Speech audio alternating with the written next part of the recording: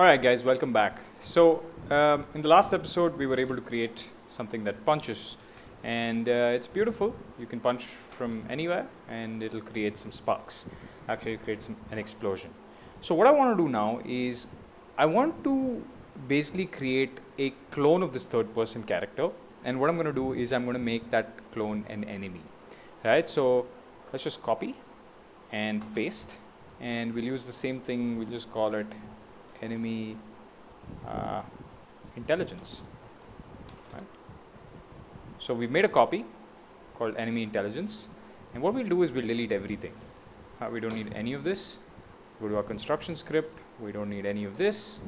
We don't need that random left collision. We don't need that, and we'll change this guy back to the other mannequin that we had. Let's use third person underscore NMBP.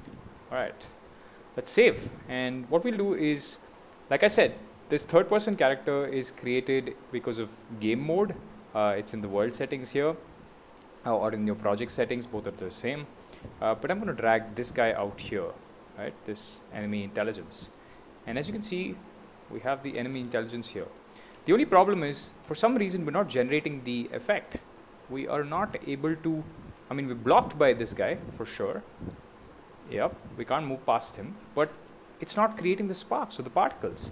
And the reason is because the capsule of the enemy, which we have here, capsule component, its collision preset is pawn, right? And with the third person character, off the left collision of the third person character is also set to pawn, right? And you can see the interactions between pawn and pawn, right, which will block.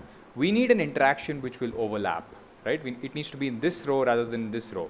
So pawn and pawn, this is pawn, and this left collision is also pawn.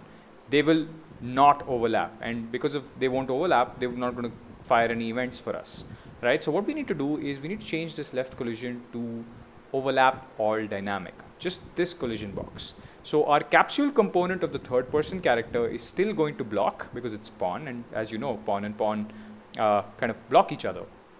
But the left collision, I've changed it to overlap all dynamic. Cool. So if we go to our other player, bam, as we see, there are sparks. Right, now I think we can just shut off the go to rendering and just hide this collision box, collision circle in the game. So boop, pew, pew, and we can do this with the box too. So awesome. So we've started the makings of having an enemy that we can fight with, and fighting robots is fun. But let's see if we can go to mix ammo and pick something else up that can fight back with us. Alright, catch you on the next episode. Bye.